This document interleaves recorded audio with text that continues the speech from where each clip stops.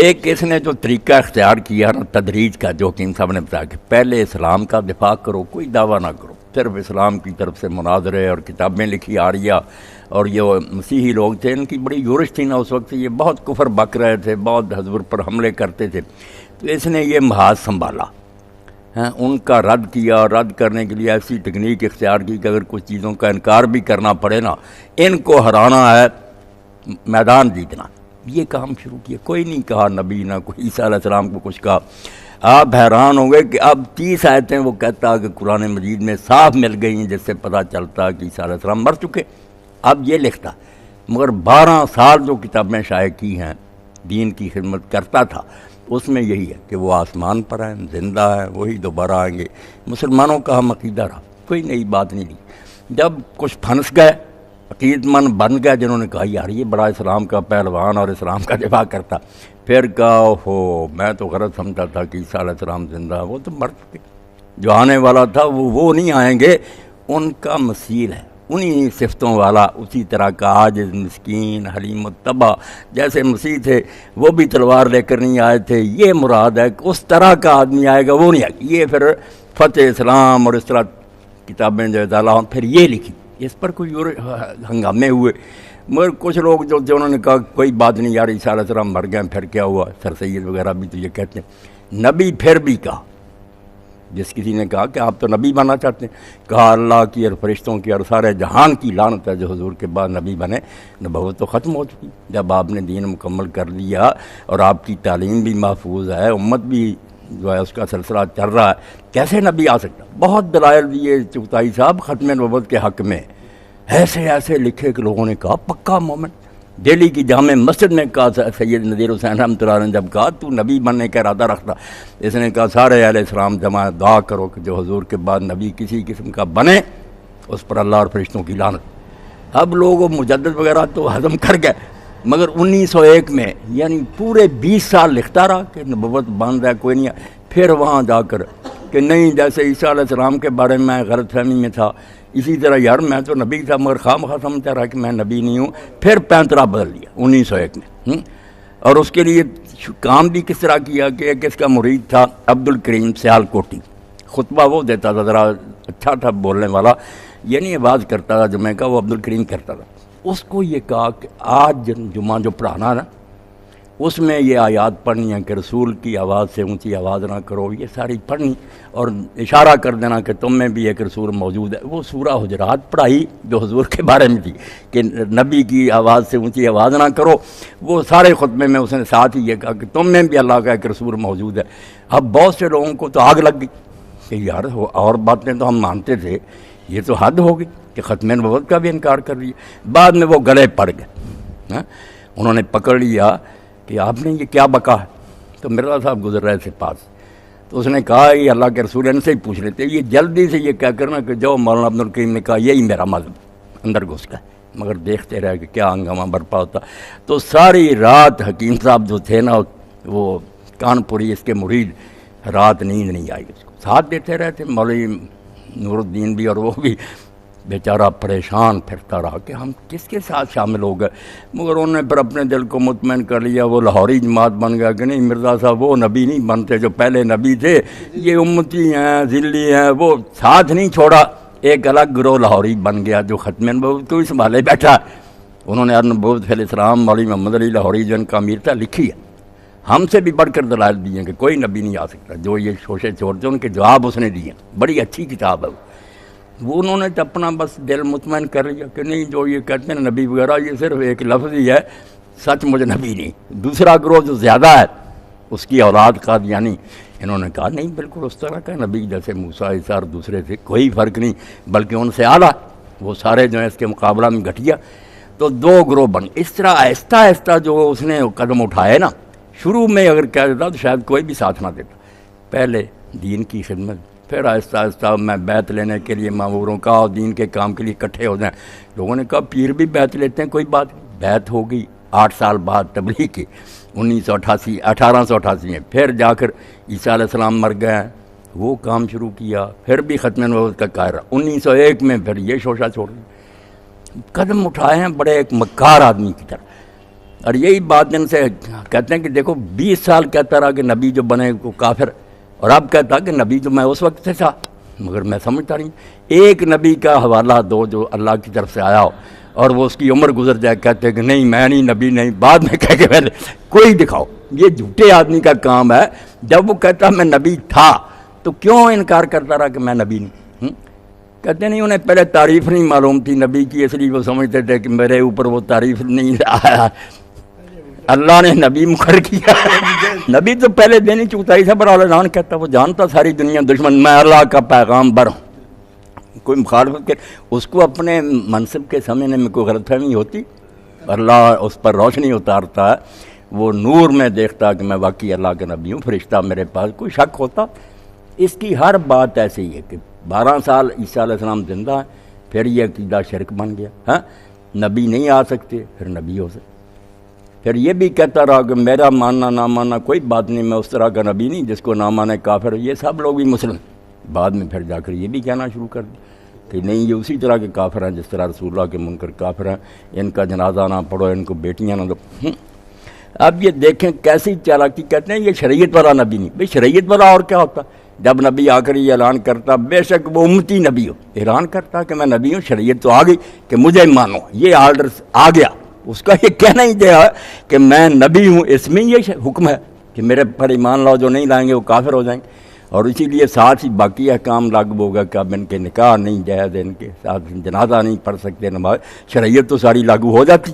دعویٰ نبوت خود تشریح ہوتی، قانون ہوتا ہے کہ میں اللہ کا بھیجا ہوں، مانو مجھے، جو نہیں مانو گے کافر ہو جائے۔ اور مسئلے مسائل نماز روزے کو چھوڑیں، بنیادی بات جو ہے تشریح وہ تو ہوتی۔ اور پھر چغتائی صاحب یہ بھی دیکھیں باقاعدہ ختم ہے ان کے، یہ حکیم نور الدین ظاہر ہے، یہ بڑا ہوشیار تھا، پڑھا لکھا، اس نے خط لکھا، وہ خط کا حوالہ ہے۔ کبھی نبیوں کو لوگوں نے مشورہ نہیں دیا کہ آپ بن جائیں، نور الدین نے کہا کہ مرزا صاحب میری تجویز یہ ہے کہ آپ یہ کہہ دیں کہ وہ دمشق میں اترنے والا جو مسیح ہے نا وہ الگ ہے، میں وہ نہیں، مگر ہوں میں بھی مسیح موعود ہونے کا آپ دعویٰ کر دیں، یہ اس نے کہا۔ اور اس نے جواب میں لکھا کہ نہیں میں کوئی دعویٰ نہیں کرنا چاہتا، اللہ تعالیٰ مجھے دین کا ادنا خادم ہی شمار کر رہے، تو یہی بڑی بات، پہلے تو یہی کہا، مگر وہ بات دل میں بیٹھ گئی کہ ہے تو تجویز اچھی، تھوڑی دیر کے بعد پھر اعلان بھی کر دیا۔ یہ باقاعدہ تحریراً موجود ہے کہ نور الدین نے مجھے یہ لکھا۔ اور جیسے حکیم صاحب نے بتایا نا، حال یہ تھا باقاعدہ ریکارڈ میں کہ جب لوگ انگریز افسروں کے پاس جاتے تھے نا کسی کام کے لیے، تو وہ کہتے تھے احمدی ہو، پوچھتے تھے یا ان کی سفارش لاؤ یا احمدی ہو پھر کام ہو۔ دوسرے مسلمانوں کو تو بالکل کوئی اہمیت ہی نہیں دیتے۔ ان کو انہوں نے پروجیکٹ کیا نا، آگے سے آگے لے گئے، کیونکہ جہاد کو جو حرام کیا ہے، دوستو جہاد کا اب چھوڑ دو خیال، دین کے لیے حرام ہے اب جنگ اور قتال۔ موٹے قلم سے نا تحفہ گولڑیہ میں 3-4 صفحے میں ہے یہ نظم، عنوان یہ ہے جہاد چھوڑ دو اب۔ ہاں انگریزوں کا اور کیا چاہیے تھا؟ ان کے لیے کوئی مجدد بنے، نبی بنے، ان کا کیا بگڑا؟ جہاد نہ ہو، تختہ نہ ان کا لوگ الٹیں پھر خیر۔ ایک طرف وہ لوگ جو تھے جو جہاد کے لیے بیچارے اٹھے، سید احمد شہید اور شاہ اسماعیل شہید، کچھ لوگوں کو ان کے پیچھے ڈال دیا کہ تم ان کی عبارتیں نکالو کہ انہوں نے بڑا بھائی کہا، انہوں نے یہ کہا، انہوں نے ایسا بدنام کیا کہ یہ وہابی ہیں، یہ رسول اللہ کے گستاخ ہیں، یہ ایک نئی امت ہے۔ وہ بیچارے دین کے لیے مرتے رہے۔ اور اس پر ہی میر سودا نے یہ بہت اچھی ربائی کہی اس زمانے میں دہلی میں، وہ بھی مجاہدین کے حامی تھے، انہوں نے کہا سودا قمار عشق میں شیریں سے کوہ کن، بازی اگرچہ پا نہ سکا سر تو کھو سکا، وہ شہید تو ہوگا۔ کس منہ سے اپنے آپ کو کہتا ہے عشق باز، اے روح سے آ تجھ سے تو یہ بھی نہ ہو سکا۔ جلال الدین شمس الاخلاق یار یہ تناقض ہے کہ 20 سال یہ کہے کہ نبی بننے والا کافر ہے اور بعد میں کہنا نبی۔ اس کو حل اس طرح کیا کہ مرزا صاحب کو نبی کی تعریف نہیں پہلے آتی، نبی وہ تھے مگر وہ انکار کرتے رہے کہ میں نبی نہیں، کیونکہ انہیں خیال تھا کہ نبی وہ ہوتا ہے جو نئی شریعت لائے۔ 1901 میں انہیں جا کر یہ سمجھ آئی کہ نہیں بغیر شریعت کے نبی، اس لیے دونوں باتیں ٹھیک ہیں، نبی تھے مگر تعریف نہیں جانتے۔ حالانکہ دنیا جہان میں مشرق سے مغرب تک جو اللہ کا نبی کبھی آیا، ایک دن بھی اس کو اپنا عہدہ پہچاننے میں کوئی شک یا کوئی یہ بےعزتی نہیں تھی۔ پہلے دن جانتا کہ میں اللہ کا نبی، وہی اسے بتاتی، سارا جہان مخالفت کرتا اور اعلان کرتا کہ میں اللہ کا نبی رسول۔ اس طرح ہوتا کہ 20 سال کہے کہ جو نبی بنے وہ کافر ہے، تاریخ ہی نہ جانتا۔ اور اللہ تعالیٰ بھی خاموش بیٹھا رہا ہے کہ تو نبی ہے، کیوں اس طرح کرتا؟ 20 سال تماشا خدا دیکھتا۔ توبہ توبہ، یہ ڈرامہ اسلام کے ساتھ ان لوگوں نے کیا، ورنہ یہ مسئلہ ختم نبوت ضروریات دین میں سے، اور کوئی بریلوی بند ہے، شیعہ بند ہے، وہابی بند ہے، وہ مسئلے جو ان میں گنجائش ہیں، بحث کی گنجائش ہے، شروع سے علماء میں اختلاف ہے، مگر ختم نبوت کہ رسول اللہ صلی اللہ علیہ وسلم اللہ کے آخری نبی ہے، اس میں اسلام والوں کو کبھی شک نہیں ہوا۔ اور یہ مسئلہ اس لیے بھی لازمی ہے کہ رسول کریم علیہ السلام کی صحیح شان و اقتدار نہیں ہو سکتی جب تک ہم آپ کی ختم نبوت پر ایمان نہ لائیں۔ 3 باتوں کا نتیجہ ختم نبوت۔ کیوں اللہ نے نبی بند کر دی؟ پہلی بات تو یہ ہے کہ جب تک دین مکمل نہیں ہوا تھا، دین کی بہت سی باتیں رہتی تھیں، اس وقت نبی آتے رہے، جیسے پہلی کلاس میں آپ پڑھے، پھر دوسری پڑھے، PhD پر جا کر تعلیم کامل ہوئی، اسی طرح شروع سے انبیاء علیہ السلام تعلیم دیتے ہیں، وہ سارے ہمارے استاد ہی ہیں، رہبر ہیں، لا نفرق بین احد من رسلہ، ہم ان میں کوئی فرق نہیں کرتے، وہ ہمارے سر کے تاج ہیں، آنکھوں کا نور ہیں، مگر وہ پہلی کلاس دوسری سے یہی کہتے رہے کہ اب دین کی بہت سی باتیں باقی ہیں، مگر وہ میں نہیں کہوں گا، میرے بعد آنے والا بتائے، سب یہی اطلاع دیتے رہے، حتیٰ کہ حضرت سیدنا مسیح علیہ السلام دنیا سے گئے، وہ بھی آپ دیکھ لیں انجیل جس شکل میں بھی ہے، اب بھی آپ پڑھیں گے 4 انجیلیں سبحان عمریہ عیسیٰ علیہ السلام کی، ان میں ایک انجیل یوحنا کہلاتی ہے، سینٹ جان کی گاسپل ہے، اس میں بھی مسیح علیہ السلام فرماتے ہیں کہ دین کی بہت سی باتیں تھیں جو تمہیں بتانا تھیں، مگر اب تم انہیں برداشت نہیں کر سکتے، میں اللہ سے درخواست کروں گا، میرے بعد وہ رہبر بھیجے گا، وہ دین کو مکمل کرے گا، اور وہ اپنی طرف سے کوئی بات نہیں کہے گا، جو کچھ کہے گا اللہ کی طرف سے کہے گا، اور جو اس کی مخالفت کرے گا وہ کچلا جائے گا۔ یہ ساری باتیں آج بھی انجیل یوحنا موجود، یعنی کہہ گئے کہ ابھی دین مکمل نہیں ہوا، آنے والا مکمل کرے گا، مگر رسول کریم علیہ السلام پر تکمیل دین کا اعلان ہوا۔ یہ پہلی خصوصیت حضور کی جو کسی نبی کو حاصل نہیں، کوئی امت نہیں دکھا سکتی کہ ان کا جو ہے نبی تھا یا رہبر تھا وہ کہہ گیا ہو کہ میرے بعد کسی کی ضرورت نہیں، یہی کہہ گئے کہ ابھی بہت سی باتیں دین کی باقی آنے والا بتائے گا۔ نبی علیہ السلام پر یہ اعلان اترا اور میدان عرفات میں اترا، جب سارا عرب اکٹھا ہو گیا حج کے لیے، اور نبی علیہ السلام نے اعلان کروا دیا پورے ملک میں کہ جو میری زیارت کرنا چاہتا ہو کر لے، آئندہ سال تم مجھے نہیں دیکھ سکو، میری وفات کا وقت آ گیا۔ آپ دیکھیں پھر پورا عرب منڈ آیا۔ حضرت انس رضی اللہ تعالیٰ فرماتے ہیں خادم رسول اللہ کہ بہت سے لوگ تو مدینہ شریف ہی پہنچ گئے، وہیں قافلے اکٹھے ہو گئے، بہت سے راستے میں ملتے گئے، اور وہ کہتے ہیں میں دیکھتا تھا نبی علیہ السلام کی سواری کو کہ حضور کی ناکہ کے آگے پیچھے دائیں بائیں انسان ہی انسان نظر آتے، لبیک اللہم لبیک ہو رہا تھا، اور اللہ تعالیٰ جو اس مجمع پر فخر کر رہا تھا۔ جبریل علیہ السلام اترے وادی یقین کا، یا رسول اللہ اپنے ساتھیوں کو کہیں لبیک بلند آواز سے پکاریں، اللہ کو یہ مجمع آج بہت پسند ہے۔ ہزاروں سال بعد پھر موحدین کا کافر، تو میدان عرفات میں نبی علیہ السلام پھر اپنی اونٹنی پر سوار تھے، تو وہاں آیت یہ اتری ہے جس میں دین کی تکمیل کا اعلان ہوا، الیوم اکملت لکم دینکم، میں نے آج دین مکمل کیا۔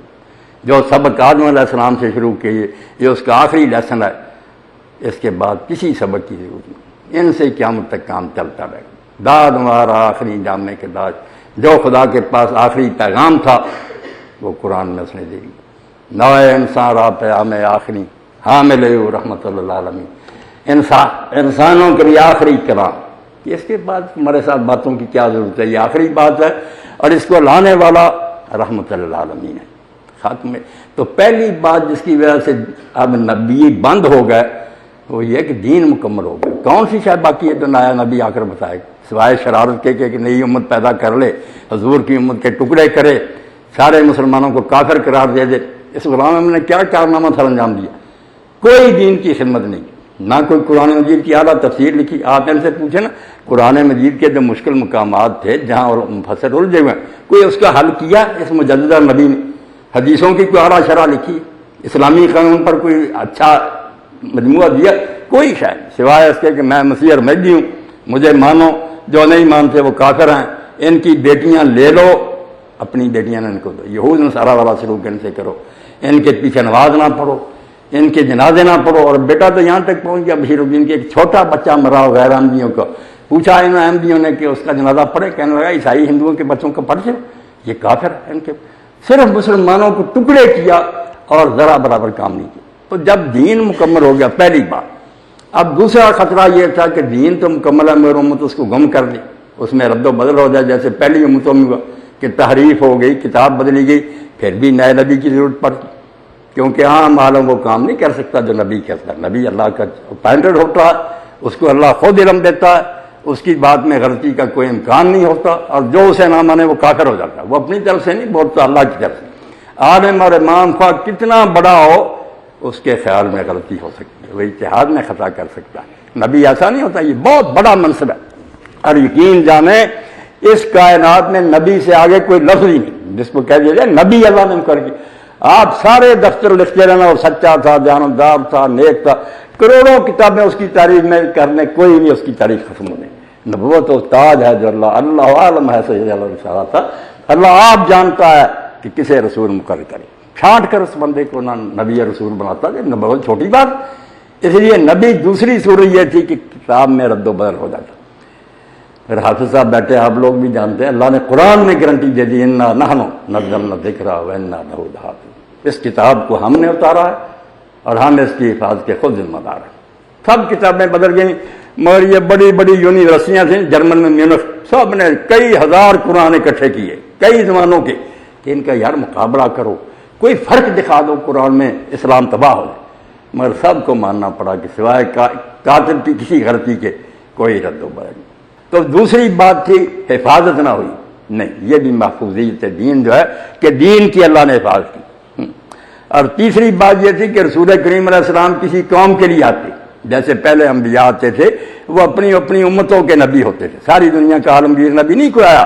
کان النبی یبعث الی قوم خاصہ، یہ بنی اسرائیل کے لیے آئے، حتیٰ کہ عیسیٰ علیہ السلام بھی رسول الی بنی اسرائیل، وہ کسی امت کے لیے، یہ جتنے عیسائی ہوئے سب گمراہ، ان کو عیسائی ہونے کا کوئی حق نہیں۔ عیسیٰ علیہ السلام صرف بنی اسرائیل کے نبی، باہر کی امتوں کے لیے نہیں۔ اپنے وقت میں انہوں نے کہہ دیا شاگردوں کے کہ فلسطین میں جو سامری آباد ہے نا اسرائیل، ان کے گھروں میں نہ جانا، کیونکہ میرے پاس صرف بچوں کے لیے روٹی ہے، ان کے لیے نہیں، میں اسرائیلیوں کے لیے، قوم وہیں آباد تھی سامری، کہا ان کو بھی نہ تبلیغ کرنا۔ یہ تو سینٹ پال نے بعد میں یہ فتنہ کھڑا کیا کہ ساری دنیا کے لیے کرسچینٹی، اور انہوں نے فساد برپا کر دیا، صرف اسرائیلیوں کے لیے تھا، وہ اپنی قوم کے لیے آتے تھے، عالمگیر نہیں تھے۔ مگر رسول کریم علیہ السلام نے فرمایا وانا بیست الناس عامہ، میں ساری دنیا کے لیے بھیجا گیا۔ یہ تین ضرورتیں ہیں میرے عزیزو، سوچ لو، مسئلہ میں نے لاجیکلی بیان کیا ہے حدیث الگ کہ یا دین ابھی مکمل نہ ہو، کچھ سبق رہتے ہیں، یا کتاب محفوظ نہ رہے، رد و بدل ہو گیا، اس کو ریوائز کرنا ہو، یا ایک قوم کے لیے نبی آیا، دوسری قومیں ابھی پڑھی ہیں، وہاں ان کو رب نہیں ملا کو۔ یہ تینوں چیزیں جو حضور پر اللہ نے پوری کر دین مکمل کر لیا۔ اور یہ تکمیل دین اتنا بڑا انعام ہے، یہ تو بے قدری کر رہے ہیں نا کہ ایک یہودی عالم نے حضرت سیدنا عمر بن خطاب رضی اللہ عنہ سے کہا، عمر تمہارے نبی پر ایک آیت ایسی نازل ہوئی ہے کہ اگر وہ ہمارے موسیٰ علیہ السلام پر نازل ہوتی تو ہم اس دن عید منایا کرتے۔ انہوں نے کہا کون سی؟ کہا یہی الیوم اکملت لکم دینکم، اللہ نے کہا میں نے آج دین مکمل کر دی۔ کتنی بڑی بات ہے تمہارے نبی پر۔ تو حضرت عمر نے فرمایا اور اللہ کے بندے، اس دن ہماری دو عیدیں اکٹھی تھیں، ایک نہیں دو تھیں۔ اس دن میدان عرفات میں بھی تھے، حج کا سب سے بڑا حصہ میدان عرفات کی حاضری، اور ساتھ ہی وہ جمعہ کا دن تھا، جمعہ بھی ہفتہ وار عید ہے مسلمانوں، تو میدان عرفات میں سرکار کھڑے تھے، جمعہ کا دن تھا، آیت اتری، دین مکمل ہو گیا، کتاب کی حفاظت کی اللہ نے ذمہ داری لے لی، پوری دنیا کے لیے رسول اللہ کی بعثت ہو گئی۔ اب کیا گنجائش ہے کسی نبی؟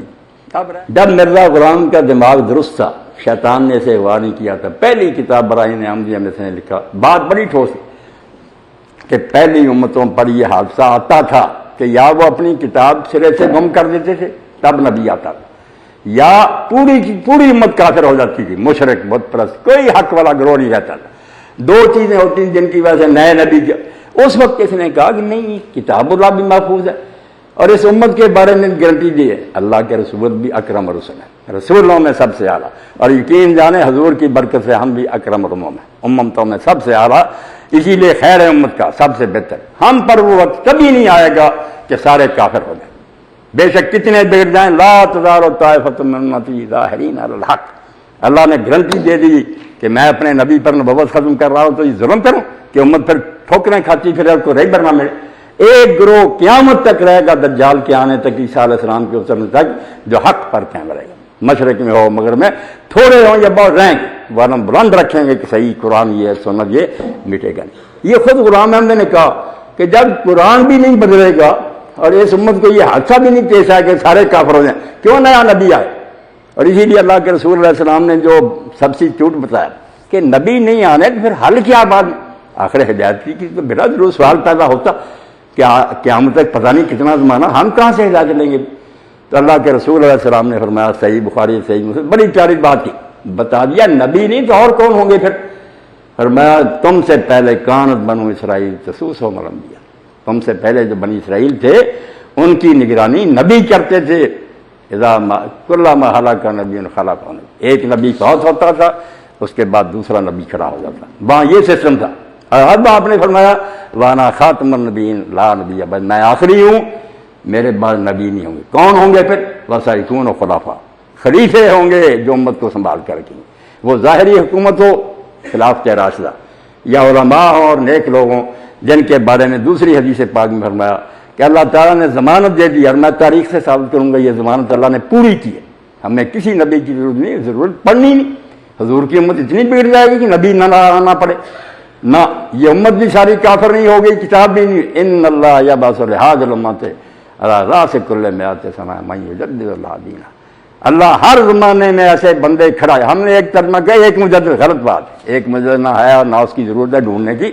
ایسے لوگ رہیں گے جو دین کو تازہ رکھیں گے، جماعتیں ہوں، ادارے ہوں، اکیلے علماء ہوں، ہر صدی میں اللہ اس امت میں ایسے لوگوں کو رکھے گا جو دین کو اصل شکل میں قائم رکھے گی۔ آپ پڑھے لکھے لوگ ہیں، میں ریفر کروں گا کہ آپ اگر پڑھ سکیں تاریخ ضابط و عظیمت جو سید ابو الحسن ندوی رحمۃ اللہ علیہ لیکچر دیے، پھر وہ کتاب بنی، پہلی صدی سے لے کر انہوں نے دکھایا کہ جب کوئی چیلنج پیش آیا اور لوگوں نے سمجھا کہ اب اسلام کیا، ہاں کسی شاعر کی ضرورت پڑی، فارسی کی پڑی، فقہا کی پڑی، محدثین کی پڑی، غازی کی پڑی، اللہ نے اسی وقت وہ تمہارا چیلنج جو ہے اس کا حل کر دیا۔ اتنی پیاری کتاب انہوں نے کہا، نبوت بند کی ہے تو اللہ نے امت کو چھوڑ دیا، وہ اس کو اس نے نظر انداز کر دیا؟ نہیں، ہر وقت خبر گیر ہے۔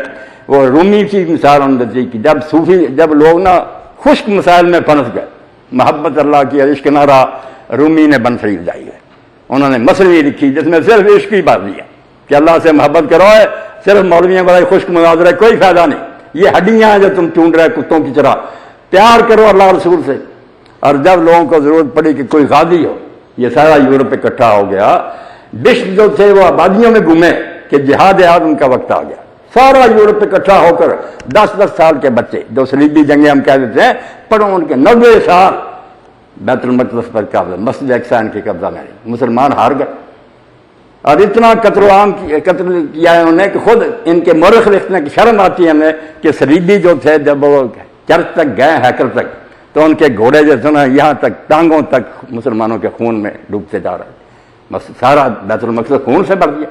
اتنا ظلم کیا نا، جو چھپے ہوئے نا کہ بڑے مہذب ہیں، ہم تاریخ ہی نہ پڑھیں، ان سے زیادہ بدتر ہے ہی کوئی۔ اور اب بھی دیکھو تم نے کہ پوری دنیا کو جہنم امریکہ نے بنایا۔ اگر یہ ڈھونگ نہ چاہتا کوئی خون خرابے نہ ہوتے، نہ قطروں کا، اس نے غیر محفوظ کر دیا دنیا کو۔ اور اب ان کے اپنے عقل مند چیخ رہے ہیں کہ تمہارے اس ڈھالنے کے بعد دنیا محفوظ ہوئی ہے یا پرخطر ہوگی۔ اس وقت بھی لوگ کہتے تھے نہیں عباسی خلیفے بس ہو گئے، مقابلہ نہیں کر سکتے ان صلیبیوں میں۔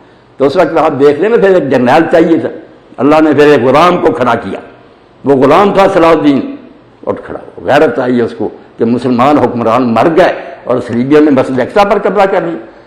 بڑی خون ریز جنگوں کے بعد پھر اس نے ان سے مسجد اقصی کو ہاں کرایا۔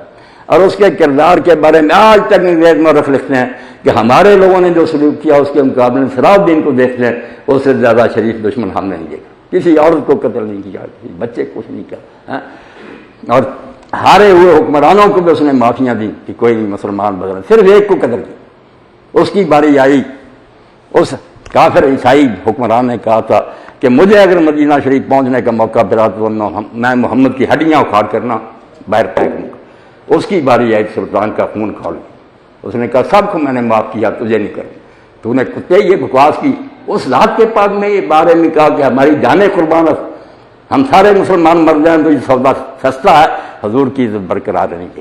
تمہیں پتہ ہے ہم اللہ کے نبی کو کیا مانتے، اس کو قتل کیا، باقی سب کو چھوڑ دیا۔ پوری کتاب آپ پڑھیں گے تو پتہ لگے گا کہ نبوت بند ہوئی ہے تو اللہ نے انعام کتنا کیا کہ ہر محاذ پر صوفی چاہیے، فقہا چاہیے، محدث چاہیے، کوئی فلسفی چاہیے، غزالی یا راضی جیسے اٹھ کھڑے ہوئے۔ ہر میدان میں اللہ تعالیٰ مدد کرتا رہا کہ اسلام جو ہے نا یہ یتیم اور بیوہ نہیں ہوگا، رسول اللہ پر نبوت بند ہوگی تو ان کے بچے ہوں گے، آپ کی ذریت اور نسل ہوگی، پاک اولاد علماء اور صوفی جو دین کو سنبھالے گا۔ اور انہوں نے سنبھالا، بڑا بڑا کام انہوں نے کیا اور ان کی برکت سے آج تک ہم عمل نہ کریں وہ ہماری کوتاہی۔ مگر کوئی بندہ یہ شکایت کرے نا کہ دین کا پتہ نہیں چلتا، جھوٹ بولتا۔ اتنا مواد ہے قرآن مجید، حدیث پاک کی شرح، فقہ کی کتابیں، سیرت کی کتابیں، اولیاء کے تذکرے، یہاں اندھیرا نہیں۔ اللہ کے رسول علیہ السلام کی بات اتنی پیاری ہے، آپ نے فرمایا لیلھا کنہار ہے، میں اس امت کو چھوڑ کر جا رہا ہوں، ان کی رات دن کے برابر ہے، روشنی روشنی ہے۔ حالانکہ دن رات میں فرق ہے نا ہمارے ظاہری میں، مگر نہیں، تمہاری روحانی دنیا میں رات اور دن برابر، نور ہی نور ہے۔ یہاں کوئی آدمی پریشانی ہو کدھر جاؤں، دین اتنا واضح کر دیا گیا۔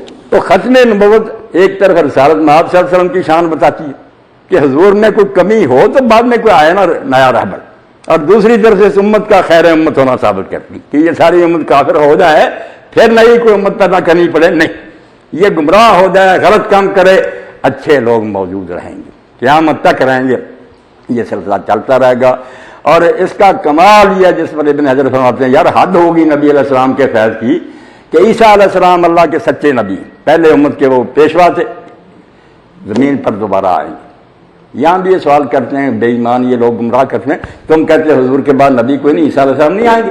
بھائی عیسیٰ علیہ السلام آئیں گے، مگر عیسیٰ علیہ السلام نبی حضور کے بعد بنیں گے۔ جب کہا جائے کہ یہ آخری لڑکا جس کو یونیورسٹی سے سند دی گئی، اس سے پہلے بے شک سارے زندہ رہیں، یہ مر بھی جائے، آخری یہی جس کو سند الاٹ ہو۔ رسول اللہ کو آخر میں نبوت ملی، آپ سے پہلے لوگوں کو مل چکی ہے۔ لا ینبأ احد بعد، نیا کوئی آدمی جو ہے نا اس کو نبی اپائنٹ کیا جائے، یہ نہیں ہو چکے جتنے ہونے تھے آپ سے پہلے، اب کوئی نیا نبی نہیں ہوگا۔ اور جو پہلا آئے گا وہ ریٹائرڈ کی حیثیت ہوگا، جیسے پہلا بھی گورنر جنرل یا پریزیڈنٹ اگر ملک میں ہو تو وہ اب پریزیڈنٹ نہیں، اس کے اختیارات وہ نہیں۔ عیسیٰ علیہ السلام کوئی نبی والا کام نہیں کریں گے، کیا کرے اعلان کریں میں آ گیا ہوں مجھے مانو، اگر وہ کہیں تو عیسیٰ نہیں دجال ہوں گے۔ کوئی بندہ حضور کے بعد اب امت بنانے کی کوشش نہیں کر سکتا، آ کر اس امت میں داخل ہوگا۔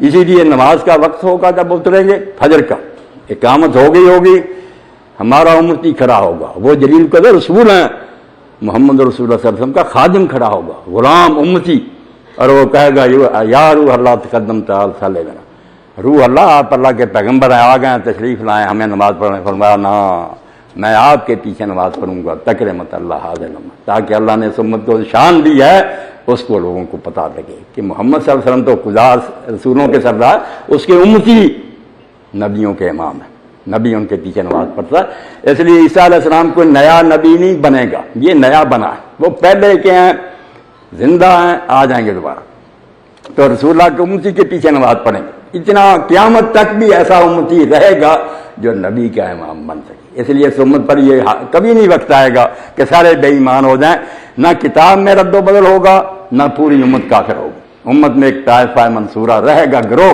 جو حق پر قائم رہے۔ اس کے ہوتے ہوئے نا خود مرزا غلام احمد نے یہ دلیلیں دی تھی کہ نیا نبی کس طرح آ سکتا، مگر بعد میں گمراہ ہو گیا، الو سیدھا کر لیا، اور پھر نبی بننے کے بعد جو نبوت کا حال کیا، توبہ تو میرا خون کھول تھا کہ نبی بن گیا، شوق اور کردار کیا، نبی ایسے ہوتے ہیں کہ اعلان کر دیا کہ میں نے یہ پیش گوئی کی ہے، اور کہا اگر یہ پیش گوئی پوری نہ ہو تو یہی میرے جھوٹے ہونے کے لیے کافی، اور اس پیش گوئی کو 20-25 سال دہرایا، عربی کتابوں میں بھی، اردو میں بھی، فارسی کے محمدی بیگم سے میرا نکاح آسمان پر ہو چکا، یہ میرے گھر میں آئی، اس کا نکاح ہو گیا کسی دوسرے پھر کا، اس کا خاوند مرے گا اور یہ بیوہ ہو کر میرے گھر میں آئی، پھر بہت بیمار ہو گیا، کہتا مجھے کوئی شک ہوا کہ شاید میں پیش گوئی سمجھ نہیں سکا، پھر الہام ہوا الحق من ربک فلا تکن من الممترین، نہیں تیرے رب کی طرف سے یہ بات حق ہے، شک میں نہ پڑ، اور شک چوڑا مر گیا، محمدی بیگم اسی دوسرے کے گھر رہی، بعد میں مری، اتنا جھوٹا نکلا، اور تباہ کیا نبوت کو، توبہ توبہ، اس طرح نبی ہوتے ہیں، اگر تو نبی بنا تو نبیوں والا کام کر کے دکھا، پھر بھی کچھ مغالطہ رہی، جب پیش گوئیاں جھوٹی نکلی اور ماننے والوں نے کہا حضرت صاحب یہ کیا کہ اللہ کی طرف سے آپ نے پیش گوئی کی پوری نہیں، تو کہا یار میرے ساتھ اکیلے کے ہوا، جتنے نبی آئے ان کو شیطانی الہام ہوتے رہے، وہ نہیں پہچانتے تھے، کئی شیطانی الہام ہو گئے، وہ غلطی کھا گئے، مجھے بھی اگر ہو گیا، اور حوالہ دیا ضرورت الہام میں جھوٹا، کہ بائبل میں آتا کتاب سراطین میں کہ ایک بادشاہ جو تھا وہ کافروں کے ساتھ جنگ کرواتا تھا اسرائیلی، اس نے اس وقت کے لوگوں سے، نبیوں سے پوچھا، 500 نبی تھے، کہ اس جنگ کا نتیجہ کیا ہوگا؟ تو انہیں وہی آئی کہ انہیں کہہ دو کہ یہ جیتے گا، انہوں نے بتا دیا بادشاہ، مگر وہ قتل ہو گیا، بادشاہ قتل ہوا ہے، بالکل خلاف نتیجہ نکلا۔ کہتا وہ 500 نبی جو تھے ان کو شیطان کا الہام ہوا تھا، 500 نبی ایک وقت میں جھوٹے نکلے، توبہ توبہ، لعنت دے جو ایسی نبوت پر، اگر نبی ایسے ہوئے ہیں ان کو ماننے کا فائدہ کیا؟ اتنا گرایا نبوت کو کہ نبی 500 تک ہی اور سارے جھوٹے نکلے۔ حالانکہ بات وہاں کیا تھی؟ بائبل پر بھی بہتان، وہ نبی جو ہے نا ترجمہ کرنے میں وہ غلط کر دیتے ہیں، جس کو ہم کہتے ہیں نا پیش گوئی کرنے والا، نجومی وغیرہ، وہ بال دیوتا کے نجومی تھے، نبی نہیں تھے اللہ کے سچے۔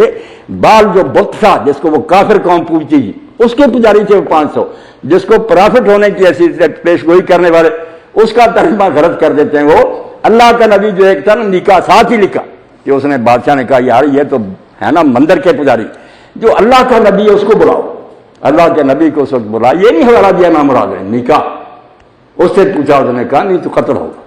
اس کا نتیجہ ہے وہ سچا نبی تھا، سچی نکلی بات، وہ پجاری جو تھے مہنت مندر کے، بات ان کی غلط نکلی، مگر اس ظالم نے اپنے آپ کو سچا کرنے کی، میری اگر کوئی پیش گوئی نہیں سچی نکلی تو 500 نبی کی نہیں نکلی۔ یہ نمونہ بتا رہا ہوں اللہ کی قسم آپ لوگوں کے سامنے، ورنہ یہ گروہ اس قابل ہی نہیں کہ ان کی بات کی جائے۔ بچپن سے میں نے ان کا سب کچھ پڑھا، میرے استاد قادیانی سے، جتنا جھوٹا یہ گروہ ہے، اس کو مذہبی گروہ کہنا اور سمجھنا بیوقوفی، یہ صرف گورنمنٹ برطانیہ کی سازش ہے۔ اور مرزا غلام احمد نے خود لکھا، تحریریں لکھ کر انگریزوں کو بھیجی کہ میں تمہارا خود کاشتہ پودا ہوں، یہ لفظ اس کے قلم سے لکھا گیا، تمہارا بیا بیج ہوں، میری مدد کرو، میری جماعت کا خیال رہو۔ رکھتے قادیانی چلا جائے ہم بھی کسی عدالت میں یا کسی جگہ، افسر احترام کر، اب بھی کرتے، انہوں نے خود کھڑا کیا کہ جہاد کو ختم کرو، وہ مہدی اور مسیح جو تلوار لے کر آئے گا اس کا صبر ختم کرو۔ اس نے خدمات اپنی جتائیں کہ میں نے اتنی خدمت کی ہے حکومت برطانیہ کی، اور اتنا لکھا ہے کہ اس کی اطاعت کرو، یہ اللہ کی حکومت ہے کہ 50 الماریاں بھر سکتی ہیں۔ یہ خدمات لکھ کر بھیجتا رہا، اسی لیے علامہ اقبال آباد سے دوڑتے کہ یار رحمت، کافروں کی حکومت کو کہتا تھا کہ اللہ کی رحمت، رقصہ گرد کلیسا کر، گرجوں کے طواف کرتا رہا عیسائیوں کے، مر گیا اور نبی بنا ہوا۔ انگریزوں کے جھنڈے یہ دو، مجاہدین کے دشمن، جہاد منسوخ، جہاد تو انگریز کافر جو ان کی سمجھو اس کے لیے ایٹم بم، کہ مسلمانوں میں جذبہ جہاد رہا ہے کہ مسلمان کچلے جانے کے لیے نہیں بنا۔ ٹھیک ہے ہم نے نہیں یہ حکم کہ ہم زیادتی کریں، کسی پر ظلم نہیں کریں، مگر ظلم سہنا نہیں مراد۔ مودودی صاحب رحمۃ اللہ نے ایک جگہ بہت پیاری بات کہی کہ ظلم کرنے والے جتنے مجرم ہیں نا، ان سے زیادہ مجرم ظلم سہنے والے ہیں۔ انہوں نے سہنا شروع کیا تو ظلم کرتے گئے نا، ظلم تھوڑے ہوتے ہیں ظالم، یہ بے حس ہو کر آگے لیٹ جاتے ہیں، ظلم کرتے رہتے، کھڑے ہو جائیں تو کیوں ظلم کرے، گلا دبوچ لے ان کا۔ تو جہاد ظالموں سے ہاتھ سے خنجر چھیننے کے لیے کہ ظالموں کو ظلم نہیں کرنا، خود نہیں ظلم کرنا۔ ایک شخص نے، خوشدل تہرانی تھا ایرانی شاید، اس نے حضرت امام حسین علیہ السلام کے بارے میں بڑی پیاری بات کی، نہ ظلم کن مکسے نئے بزیر ظلم دے رہا۔ حسین کیا سکھاتا کہ کسی پر ظلم کرنا اور نہ ظلم کے زیر سایہ رہے، ہم ہی مرام حسین استمنت کے دین۔ کہتا یہی حسین کا مقصد تھا اور یہی اسلام کی منطق، کہ ظلم کرنا بھی نہیں اور ظلم سہنا بھی نہیں۔ اس طرح نہیں کمزور بن کے رہنا کہ جو جی چاہے ہمیں کھاتا جائے، نہیں۔ تو غلام ہم نے سوائے اس کے کہ جہاد کو حرام کر کے، اور اسی لیے اقبال نے بڑی پیاری بات کی، اس کے دشمن نام نہیں لینے دیتے، اقبال کا کبھی ذکر نہیں کرتے، وہ مولویوں کی طرح اس نے بحث نہیں کی، اس نے کہا یار پہچانو ایسا بندہ ہے امام مہدی بن سکتا، فتنہ ہے ملت بیضا ہے امامت اس کی، مسلمان امت کے لیے ایسے سکتا ہے امام بن جانا، قیامت ہے، فتنہ ہے ملت بیضا ہے امامت اس کی، جو مسلمان کو سلاطین کا پرستار کرے، جو مسلمان کو سلاطین کا پرستار کرے۔ یہ سبق دے کہ وقت کی حکومت پائے، چاہے سکھ کی یا چاہے انگریز، اس کی اطاعت کرو۔ اسلام تو مسلمان حکومت کی بھی اطاعت کا حکم نہیں دیتا اگر وہ غلط حکم دیتے ہیں، لا طاعۃ للمخلوق۔ حضور نے فرمایا اگر مسلمان حکمران بھی غلط حکم دیتا کسی اہلکار کو اجازت نہیں کہ مانے، صاف کہہ دے کہ یہ خلاف آئین بات ہے، میں آئین کا پابند ہوں، تو مسلم ہوتے ہیں مجھے حکم دیتے، مگر یہ کافروں کی حکومت کو رحمت کہتا رہا۔ تو علامہ اقبال نے میرے 2 نبی بنے نا ہمارے من، توبہ تو بہرلا بن گیا ایران میں، انہوں نے تو اچھا کیا، اسی وقت ان کے دفتر سیل کیے اور قتل کیا محمد علی باب کو، اور انہوں کو خلاف آئین قرار دیا، ملک سے نکالا، باہر دفاع ہوئے بھائی ہمارے یہاں قادیانی، اس نے حج کو منسوخ کیا، اس نے جہاد، ایران بود و ہندی نژاد، وہ ایران سے پیدا ہوا، یہ ہندوستانی نسل سے، حج بیگانہ ہوئی از جہاد، اس کو حج کا فلسفہ سمجھ میں نہ آیا، اس کو جہاد کی روح نہ سمجھ آئی، سینہ آج گرمی ہے قرآن کہتے ہیں۔ اقبال کہتا ہے ایسے بندے جن کے سینے میں قرآن کی حرارت ہی نہیں، یہ نبی بندے، زی چنی مرنا چمنی دے بھی، نبی ہونا تو کچھ آ رہا ہے، یہ تو امام بن کے قابل مسلمانوں کے رہنمائی بن۔ مسلمانوں کا رہنما وہ تھا جس کو اقبال نے کہا موت کے آئینے میں دکھا کر رخ دوست، زندگی تیرے لیے اور بھی دشوار کر، اس کو امام مان اور لیڈر مان جو کہے کہ مرنے سے بگڑتا کچھ نہیں، موت سے تم ڈرتے ہو، موت کے آئینے میں دکھائے گی یار نظر آتا، مرو لقاء اللہ سے ملاقات ہو جائے گی، بگڑے گا کیا، جنت میں چلے جاؤ گے۔ اسی لیے جہاد کی روح فرمایا موت کے آئینے میں دکھا کر رخ دوست، زندگی تیرے لیے اور بھی دشوار، جینا حرام ہو جائے، ہم جینا چاہتے ہیں، وہ غازی مرنا چاہے کہ یار جلدی مریں، اللہ سے جا کر ملاقات کریں۔ اب کیسی باتیں ہیں رسول اللہ کے ساتھیوں کی، درمیان میں بات ہے کہ ذرا کر دوں، نبی علیہ السلام کا تذکرہ تو ایسی بات ہے نا، طویل بود لذیذ بود حکایت دراز ترگف، مزیدار بات ہے، کتنی لمبی کریں مومن کی غذا۔ میدان احد تھا، یہی مہینہ تھا میرے بچوں، شوال، اور رسول کریم علیہ السلام جنگ احد کے لیے جانے والے تھے، تو ایک گھر میں جھگڑا ہو گیا، ایک باپ تھا لنگڑا تھا عمرو بن جموح رضی اللہ عنہ، 4 بیٹے تھے، بیٹوں نے کہا ابا جی ہم جہاد پر جائیں گے، آپ کو اللہ نے نا معاف پہ رکھا ہے، معذور سمجھا، آپ نہ جائیں۔ انہوں نے کہا بیٹا نہیں، آپ جائیں نہ جائیں میں جاؤں گا۔ مسئلہ نبی علیہ السلام تک پہنچا تو نبی علیہ السلام نے کہا عمر ٹھیک کہتے ہیں بچے، قرآن نے کہا کہ جو لنگڑے ہیں ان کو معافی ہے، بچے جا رہے ہیں۔ اتنا شوق شہادت تھا کہ اس نے لنگڑا کر حضور کو دکھایا اور کہا اللہ کے رسول میں اس طرح لنگڑاتا ہوا جنت میں جانا چاہتا ہوں۔ حضور نے فرمایا بچوں نہ روک کو جائیں، اور جو پہلی چینی فوج شہید ہوئی ان میں عمر بھی تھا، بجائے جان بچانے کے۔ اور بدر کا موقع تھا، اس وقت باپ بیٹا ساتھ تھا، بیٹا فیصلہ باپ تھے، دونوں میں یہ جھگڑا ہو گیا کہ میں جاؤں گا آپ کے ساتھ، دوسرا کہتا میں جاؤں۔ ٹاس ہوا، ٹاس بیٹے کا نکلا ساتھ، تو حضرت خیسمہ نے باپ نے کہا بیٹا ٹاس تیرا نکلا مگر باپ ہونے کا حق ہے میرا، تو مجھے موقع دے دے، مگر ساتھ نہیں مانا۔ اس نے کہا ابا جی کوئی اور بات ہوتی نا میں آپ کو موقع دے دیتا، یہ جنت میں جانے کا معاملہ ہے، میں کس طرح آپ کو دے دوں۔ وہ بدر میں شہید ہوا، اور خیسمہ پھر جو انہوں نے بہت سے پہلے خواب میں دیکھا کہ 7 باغوں میں ٹہر رہا، اور پوچھا کہ بیٹا تو مر گیا، تو اس نے کہا ابا جی صرف پردہ ہے، جو مرتے ہیں یہاں سے آگے جا کر باغوں میں ٹہلتے، یہ خیسمہ بھی شہید ہو گئے۔ تو اقبال کہتے ہیں یہ جہاد کو منسوخ کرتا رہا نامراد کہ انگریزی حکومت کی اطاعت کرو، یہ اللہ کی رحمت ہے، کافر حکومت کو۔ اور مسلمان کا امام تو وہ ہے موت کے آئینے میں دکھا کر رخ دوست، زندگی تیرے لیے اور بھی تھی۔ کہاں سید احمد شہید اور کہاں مجاہدین مولانا فضلہ خیر آبادی، اور کہاں ایسے نالائق لوگ انگریزوں کے ایجنٹ اور نبی بن گئے۔ حیرت ہوتی ہے کہ بعض ڈاکٹر اور پروفیسر بھی گمراہ ہو جاتے ہیں، سنا کر باتیں، وہ غلام ہیں ان کی کتابیں تو پڑھ لو، یہ ان کے جو مناظرہ ان کی نہ پڑھو، یہ سنوار کر بات کرتے ہیں، جو اس نے خود لکھا تم پڑھو تو حیران ہوگی کہ اس سے زیادہ پاگل آدمی کوئی نہیں، کسی ایک بات پر ٹھہراؤ نہیں۔ 12 سال عیسیٰ علیہ السلام زندہ ہیں، آسمان پر ہیں، دوبارہ آئیں گے، تلوار سے حکومت کر۔ 12 سال کی کتابوں میں بیٹا یہی لکھا جو مسلمان کہتے ہیں۔ پھر یکا یک فتح اسلام، توضیح مرام، ازالت الام، کہ مجھے غلطی لگی تھی وہ تو مر گیا۔ پھر اس کے بعد بھی نبی نہیں بنا، جو نبی بنے وہ کافر ہے، اس پر اللہ کی لعنت ہے۔ 1900 تک یہ 20 سال کی کتابیں، وہ لاہوری پارٹی لیے پھرتی کہ نبی ماننے والے کافر، وہ بھی اس کی کتابیں دکھاتے ہیں۔ یہ رب والے کہتے ہیں ٹھیک ہے حضرت صاحب پہلے یار مغالطے میں تھے، 1901 میں انہیں سمجھ آئی۔ ایسا تماشا بنایا نبوت کے ساتھ، اور نبی اللہ کے چنے ہوئے برگزیدہ، آسمان و زمین ٹل جائے ان کی بات نہ ٹلے۔ آخری بات میں کہہ دوں، آپ نے کچھ سوال ہی کرنے گے کہ میں ربوہ بھی گیا، یہاں بھی الہی اسپتال کے سامنے مصطفیٰ آباد میں اکٹھے ہوئے، سارے ضلع کے تھے مربی، مجھے بلایا، میں نے انہیں موقع نہیں دیا کہ عیسیٰ علیہ السلام زندہ مر گئے، انہوں نے پھنسانے کے لیے ڈھونگ رچا رکھا، عیسیٰ علیہ السلام مر گئے تو نبی بن گیا، وہ مر گئے تو اور بھی نبی مر گئے، نہ لڑا پڑو۔ یہ عجیب بات ہے کہ وہ مر گئے اس لیے میں نبی ہوں، تو دلیل کی قسم ہے۔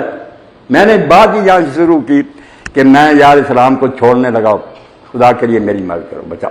حیران ہو گئے کہ یہ بات کہنے، میں نے کہا بات یہ ہے کہ میں نے تلاش حق کے لیے دانشور، فلسفی، سائنسدان سب کی کتابیں پڑھی کہ کوئی دعویٰ کرتا ہے کہ میں جو کہوں 100% حق، کوئی گروہ نظر نہیں آیا. سب کہتے ہیں ظن و تخمین، ہمارا خیال ہے، ہماری رائے ہے، ہو سکتا غلط ہو، اسی لیے اختلاف ہم نے. ایک گروہ دنیا میں ایسا نظر آیا جنہوں نے کہا ہم نہیں بولتے، ہمیں اللہ بتاتا ہے، اور اللہ غلطی نہیں کھاتا، ہماری بات جو آنکھیں بند کر کے. یہ انبیاء کا گروہ تھا، مان لیا اس کو. اب نام لیے بغیر میں نے کہا، مگر بعد میں حال ان کا بھی یہ کھلا کہ ایک بات کہہ دی جھوٹی ہوئی اور پھر کہہ دیا میں کیا کروں یار، شیطان مجھے نا الہام کر گیا تھا، میں سمجھ نہیں سکا. ان کا بھی پٹھا بیٹھ گیا، وہ سمجھ گیا کہ مرزا صاحب کی بات. کہنے لگے اس سوال کا جواب ربا بھی ملے گا، آپ چلیں گے؟ ہاں چلو. وہاں بشیر احمد صاحب ہیں ان کے ذمہ دار، وہاں چلے گئے. وہاں بات اب ان نامرادوں نے اپنے ساتھ پچھلے انبیاء کو بھی لپیٹ دیا، خود جھوٹے نکلے، جبہ اوڑھ لیا، میرے اوپر پورا نہ بہت کچھ چھوٹا منصوبہ کیا جی. اگر ہماری پیش گوئیاں نہیں پوری ہوئی تو یونس علیہ السلام کی کیا پوری ہوئی، اندازہ کرو. اس سچے نبی کو بھی جھوٹا، اس نے بھی کہا تھا 3 دن بعد عذاب آئے گا، نہیں آیا.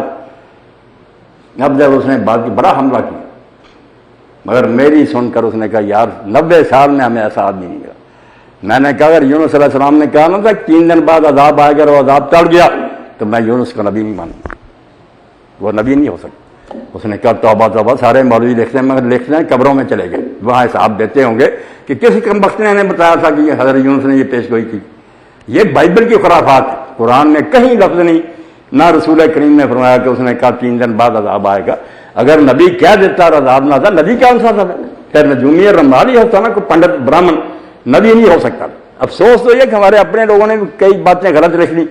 قطعاً نہیں یونس علیہ السلام نے یہ کہا. ٹھیک ہے کہ جب وہ ہجرت کر گئے پھر اس قوم کو خیال آ گیا کہ جو نبی کہتا ہے کہ میری بات نہیں مانوں گا، عذاب آیا نہیں تھا، آئے گا. وہ تو ہر نبی کا کلیہ، پیغمبر ہم سے ناراض ہو گیا آنا عذاب، تو اللہ تعالیٰ فرماتا ساری امتوں میں صرف یونس کی قوم خوش قسمت نکلی جنہوں نے وقت سنبھال لیا. نبی کی ہجرت پر وہ پچھتائے.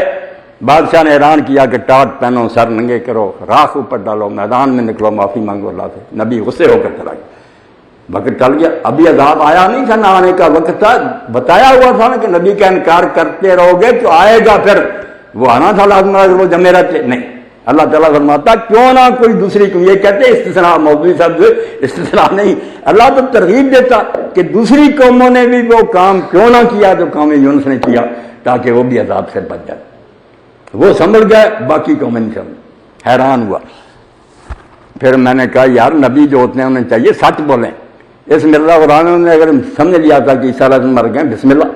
اور میں نے کہا یہ بھی نہ مؤثر ہونا کہ میں کنی کی طرف ہوں، اگر اس پر بھی بحث کرنی ہو کر لیں، شوق پورا. مگر معاملہ یہ کہ اس نے کیوں نام دیا کہ ابن تیمیہ ابن قیم جیسے امام اور محدث بھی کہتے ہیں کہ عیسیٰ علیہ السلام مر چکے. یہ جھوٹ کیوں بولا؟ ان کی کتابیں نکالو، یا مجھ سے ایک جگہ نہیں 20 جگہ میں نکال کر دکھاؤں گا کہ وہ دونوں لکھتے ہیں زندہ اپنے جسم کے ساتھ آسمان پر اٹھایا گیا اور زندہ دوبارہ. ان کا نام کیوں اس نے دھوکہ دینے کے لیے استعمال کیا؟ تو 5-6 منٹ کے لیے بالکل اللہ گواہ قادیانی ساتھ ہی سے لیٹ گیا اور مشکل سے وہ سنبھال کر کہا کہ ہم نے تو ان کی کتابیں ہی نہیں پڑھی. ابن تیمیہ میں نے کہا کوئی بات نہیں، 2 کتاب کیا میں مہیا کروں گا، آپ کی لائبریری ہے، آپ کی ٹیمیں ہیں، وقت لے لیں. جب بھی ملے، اور میں نے کہا تمہارے خلیفہ کو بھی خط لکھا تھا، کوئی جواب نہیں آیا. جہاں ہے نا ابن تیمیہ ابن قیم نے یہ بات کہی جس نے کتاب البریہ میں لکھی، وہ دکھا دو تمہارا امام سچا. اور اتنا جھوٹا اور کذاب آدمی تو لعنت ہے اس جھوٹے پہ. کیوں اس نے یہ کیا؟ تو عزیزو دوستو یقین جانو یہ بات جیسے انداز میں کر رہا ہوں جارحانہ ہے، یہ گروہ جھوٹا ہے اور اچھے بڑے لوگوں کو بیوقوف بنا رہا ہے. رسول اللہ کی امت ہوتے ہوئے ہم نئے نبی کا انتظار کریں؟ لعنت ہے ہمارے مسلمانوں نے. اللہ کے رسول دین مکمل کر گئے، کتاب اللہ کی محفوظ ہے، امت میں اللہ کے مجدد نبی نیک لوگ صالحین لگاتار آ رہے ہیں. ہمیں کیا ضرورت ہے کوئی نیا نبی تلاش کرتے پھر، اور کام اس کا صرف یہ ہو کہ امت کو ٹکڑے کرے کہ یہ باقی کافر ہو گئے، میرے ماننے والے مسلمان. اس نبی کے آنے صرف یہ فائدہ ہوتا ہے کہ نئی امت بن جاتی ہے اور کچھ نہیں. اس لیے اقبال کہتے ہیں لا نبی بعدی احسان خدا سے. یہ نبوت کا مسئلہ جو نبی بند ہے اس کو بہت بڑی رحمت سمجھو. نبی آتے رہتے، کچھ مسلمان ہوتے، کچھ کافر ہوتے جاتے. اب حضور کے آ جانے کے بعد قیامت تک آپ مطمئن ہو جائیں، ہم میں 1000 جھگڑا ہو، بحثیں ہوں، گمراہیاں ہوں، بیوقوفیاں ہوں، کافر نہیں ہو سکتی. کوئی ایسا شخص نہیں پیدا ہوگا یہ دعویٰ کرے کہ میں آ گیا ہوں مجھے مانو. جس نے یہ کہا مجھے مانو اور نہ مانو کافر، خود کافر.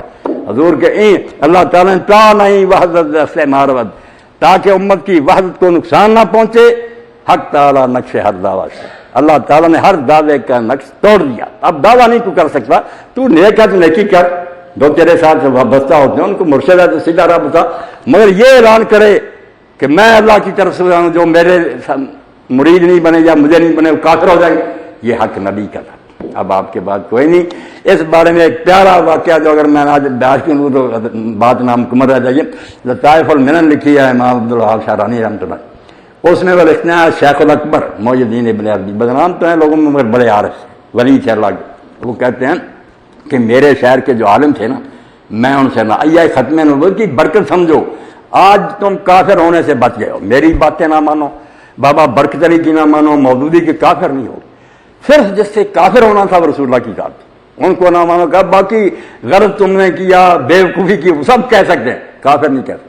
تو کہتے ہیں میں ناراض تھا اپنے شہر کے عالم سے، تو خواب میں اللہ کے رسول اللہ علیہ السلام کو دیکھا، قربان جائیں آپ پر، سخت ناراضگی غصے میں، اور کہا تو فلاں عالم سے ناراض ہے؟ تو میں نے کہا ہاں، کیوں؟ وہ میرے مرشد جو ہے نا شیخ ابو مدین مغربی، یہ حضرت شیخ عبدالقادر جیلانی کے خلیفہ، میرے مرشد کو اچھا نہیں سمجھا۔ تو حضور نے جلال میں فرمایا کہ تجھے مرشد کی پڑی ہے، مجھے وہ نبی نہیں مانتا، میرے نبی ہونے کا تو نے خیال نہیں کیا کہ میرا امتی ہے، اپنے شیخ کو روتا، صبح ہی جا کر اس سے معافی مانگ رہا، اس سے صبح کر، ورنہ یاد رکھ تجھے اس کی ایسی سزا ملے گی جس کا تو اندازہ نہیں کر سکتا۔ میرے نبی ہونے میں تیرے ساتھ ہے، تو بھی مانتا، وہ بھی مجھے نبی، وہ رشتہ نہیں تجھے پیارا لگا، اپنے مرشد کی پڑی ہوئی ہے۔ صبح ہی جا کر کہتے ہیں میں نے اس سے معافی مانگی عالم دین سے اور اس سے تعلقات بحال کیے۔ یہ نقطہ ہے ختم نبوت کا کہ حضور کے بعد آزادی کا اعلان ہو گیا، آپ کھلے دل سے مجھے جٹا سکتے ہیں، میری دلیلوں کا رد کر سکتے ہیں، آپ کو یہ خطرہ نہیں کہ کافر ہو جائے گا۔ اگر رسول ہوتے نبی علیہ السلام، ان کی بات کو آپ رد کرتے، اسلام سے نکل جاتے۔ اس لیے جب کہا نبی نہیں آئے گا، امت کو آزادی مل گئی، ابو بکر ہو، عمر ہو، سب کی باتوں کو جانچو، جو بات نہیں ماننے میں آتی۔ آپ دیکھتے ہیں نا کہ ادنا آدمی کھڑا ہو گیا، حضرت عمر نے ممبر پر کھڑے ہو کر کہا میری سن اور مانو، ایک عام مسلمان کھڑا ہو گیا، نہ سنیں گے نہ مانیں گے۔ آپ نے کہا کیوں؟ اس نے کہا جو کرتا آپ نے پہن رکھا، اتنے لمبے قد کے آپ کے، جو لوگوں کو کرتے ملے ہیں نا چادریں، وہ اتنی چھوٹی ہیں کہ ہم چھوٹے قد کے آدمی کو کرتا نہیں بنتا، آپ اتنے لمبے قد کے ہوتے کرتا پہنے ہوئے، آپ خائن ہیں، بددیانت ہیں، دو چادریں آپ نے بیت المال سے لی، آپ کی نہیں سنیں گے، آپ نہیں خلیفہ رہ سکتے۔ حضرت عمر نے کہا توبہ، مجھے حضور نے جنتی کہا، یہ کہا تو کون ہے؟ نہیں، بیٹے کو اشارہ کیا عبداللہ کو کہ بیٹا اپنے چچا کو مطمئن کرو۔ تو اٹھے، انہوں نے کہا چچا جی آپ سچے ہیں، ایک چادر مجھے ملی تھی، وہ میں نے ابا جی کو دے دی، دو چادروں سے بنا کرتا، میرا حصے کی چادر۔ اس نے کہا بات کریں، ہم سنیں گھر میں۔ یہ ہے آزادی کا چارٹر جو ختم نبوت ہے، لا نبی آبادی چھوٹی بات نہیں، آزادی کا اعلان ہے کہ امت آزاد ہے، بات پرکھے گی، دلیل لے گی۔ ویسے کوئی روب ڈالے گا کہ میں فلاں ہوں اس لیے میری بات مانو، یہ گیا، وہ پس جو شخصیت کو ہے نا مانا جائے، وہ نبی تھا۔ اب وزن کیا جائے گا بات کا، تم جو بات کہتے ہو اس کی کیا حیثیت؟ وہ روب جو تھا نا کہہ رہا ہے فلاں، وہ صرف نبی تھا، وہ اللہ کی طرف سے بولتا تھا، نبی کی بات کو جٹلائیں تو کافر ہو جاتا۔ اب کافر ہونے کا اندیشہ نہیں تھا، مگر اس ظالم نے نبی بن کر پھر فتوے دے دی کہ مسلمانوں کی بیٹیاں لے لو، ان کو نہ دو، یہ کافر، ان کا جنازہ نہ پڑھو، ان کی نمازیں نہ پڑھو۔ نبی بننے سے صرف یہ فائدہ ہوا، توبہ توبہ کہ امت کا ٹکڑا ہو گیا کہ الگ۔ تو حضور کی ختم نبوت نے امت کو ایک جگہ کر رکھا، اب یہ ٹکڑے ہونے کے نہیں، اس میں خطرے، جتنی مرضی بحثیں ہونا کھلے دل سے آپ کرتے رہیں، مگر بے فکر رہیں، آپ کے کافر ہونے کا اندیشہ نہیں۔ کہ قرآن کے بارے میں ایک اصولی بات آپ سمجھیں کہ یہ ہدایت کی کتاب ہے، معمہ نہیں، اللہ نے یہ اتاری کہ لوگوں کو سمجھ میں آئے، یہ تو نہیں کہ لوگ اردن میں پڑھ جائیں۔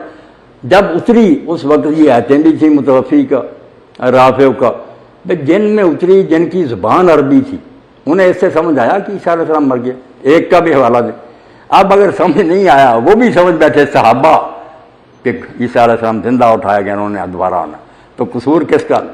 قرآن کا ہی، کہ قرآن صحیح زبان استعمال نہیں کر سکا۔ اگر صحیح زبان استعمال کرو، موت کا جو لفظ تھا، متوفی کا گول مول لفظ جس کا معنی صرف لے جانا، اور ابن تیمیہ فرماتے ہیں توفی 3 قسم کی عربی زبان، اگر پورے کو لے گیا عیسیٰ علیہ السلام کو تو سب سے اعلیٰ توفی ہے، لفظ کا معنی تھا لے جانا، وہ تو پورے کو لے گیا، اور اگر صرف روح کو لے گیا، جسم رہ گیا یہاں، یہ دوسرے نمبر کی توفی ہے، لے گیا جان کو۔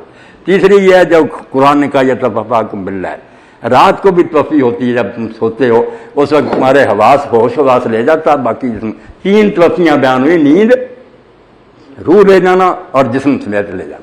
اس لیے یہ اس کے خلاف ہے۔ موت کا لفظ بیٹا صریح تھا، عیسیٰ علیہ السلام کا مسئلہ تو معمولی تھا، عیسائی لوگ اسی وجہ سے پہلے سے اس کو خدا بنائے بیٹھے کہ وہ آسمان پر چڑھ گیا، وہ بن باپ پیدا ہوا، اس نے مردے زندہ کی۔ ان تینوں باتوں میں ذرا بھی غلط ہوتی نا بات تو قرآن ڈنکے کی چوٹ کہتا کہ بن باپ کہاں پیدا ہوا، یار اس کا باپ تو یوسف نجار ہے، جیسے سر سید وغیرہ آپ ثابت کرتے ہیں، بیوقوف ہے۔ اگر اتنا تھا لمبی بحثیں کا کیا فائدہ تھا کہ اللہ جو چاہے کر سکتا ہے۔ آدم کی مثال ہے، اتنے لمبے سفر کی بیا کہتا فلاں باپ ہے اس کا، جب یہ کام نہیں کیا تو پتا چلا واقعی بن باپ تھا۔ اور جب عیسیٰ علیہ السلام اٹھائے گئے، اگر نہیں اٹھائے گئے تو کہتا کہاں کہتے اٹھائے گئے، عیسائی سن سے نہیں کہتے نا کہ آسمان پر چڑھ گیا، کہا کوئی نہیں چڑھا، مر گیا فلاں جگہ اس کی قبر، اللہ ان عیسی ابن مریم قد ماتا، عربی میں صاف لفظ ہے مر چکا ہے، موت۔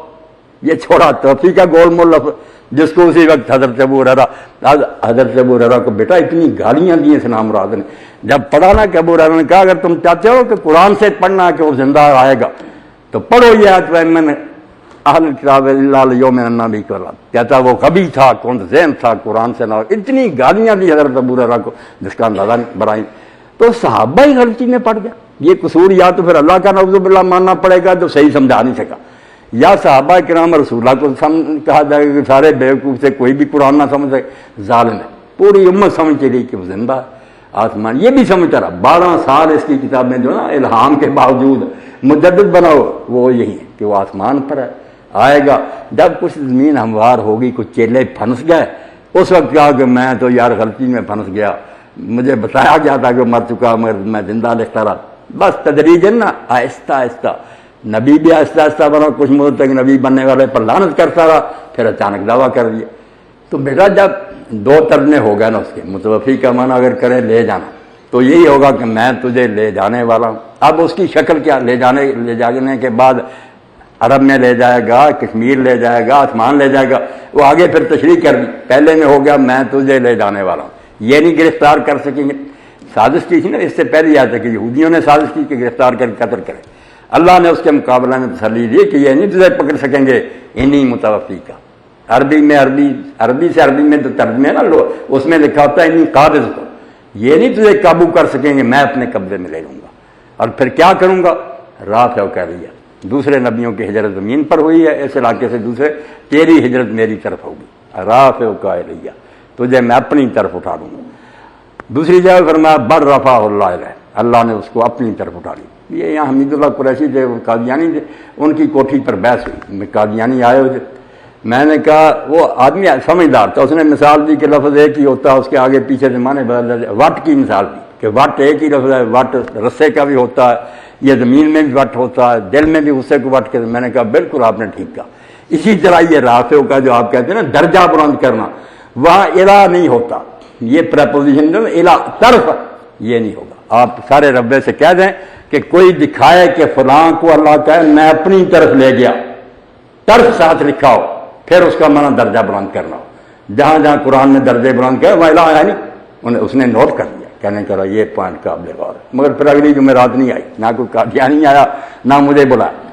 اتنا سوال اس نے کیا کہ اگر یہ بات ہے کہ اپنی طرف، پھر اس کا مطلب ڈائریکشن اللہ کی بھی کوئی طرف ہے، وہ آسمان پر۔ وہاں پڑھی تھی تفسیر صغیر حمائل کی مرزا بشیر الدین کی، میں نے کھولی سورہ ملک نکالی، میں نے کہا دیکھ لیں ڈپٹی صاحب کیا لکھا، آمن تم من فی السماء یخسفکم الارض، کیا تم اس سے نادار ہو جو آسمان میں رہتا ہے کہ تمہیں زمین میں دسا دو؟ من فی السماء آسمان میں ہے، 2 آیتیں اکٹھی پڑھی، میں نے کہا وہ جس طرح بھی رہتا ہے ہم نہ اس کو سمجھتے ہیں نہ اس کے رہنے کو، مگر بیان جہاں ہوا نا من فی السماء، حدیث میں بھی آپ نے فرمایا ارحموا من فی الارض یرحمکم من فی السماء، تم زمین والوں پر رحم کرو تم پر وہ رحم کرے گا جو آسمان میں رہتا ہے۔ تو بیٹا یہ آسمان کی طرف جو کہا نا، پہلے متوفی کا کہا کہ موت نہیں آئے گی، نہ یہ تجھے قابو کریں، تجھے میں اپنے قبضے میں لے لوں گا، جو صحیح لفظی ترجمہ ہے۔ موت جب ایک قسم بن جاتی ہے نا قبضے میں لینے کی، ایک قسم یہ بھی ہے کہ ہماری روحیں لے جاتا۔ عیسیٰ علیہ السلام کے لیے پوری ہوئی توفیق کہ سارے کوئی لے لیا اپنے قبضے میں، توفیق کم نہیں ہوئی اصل شکل میں کہ پورے کا پورا اس کو اپنے اور اپنی طرف اٹھا لیا۔ پھر آپ یہ بھی دیکھیں، اگر متوفی کا ترجمہ یہ بھی کریں کہ تجھے موت دوں گا، پھر بھی کچھ نہیں بگڑنا۔ یہ کہتے ہیں پھر پہلے کیوں ذکر کیا؟ میں نے کہا یار عربی زبان میں سما ہو نا، پھر ہوتا کہ یہ کروں گا، پھر یہ کروں گا، پھر نہیں، واو ہے اور یہ لل جمع ہوتی ہے، ترتیب نہیں ہوتی، اس میں ترتیب نہیں لازم ہوتی، وہ سارے کام ہونے چاہیے۔ جیسے کہتے ہیں کہ یقیمون الصلاۃ و یؤتون الزکاۃ، نماز قائم کرتے ہیں اور زکات دیتے ہیں، اس کا مطلب یہ نہیں کہ اگر کوئی زکات پہلے دے دے تو آج کے خراب ہو گیا، یہ دونوں کام ہونے چاہیے۔ تو یہاں بھی ہوا کہ تجھے موت دوں گا، کیونکہ پہلی گارنٹی تو بیٹا یہی دینی تھی، وہ مارنا چاہتے تھے، کہا یہ نہیں ماریں گے، میں تجھے ماروں گا۔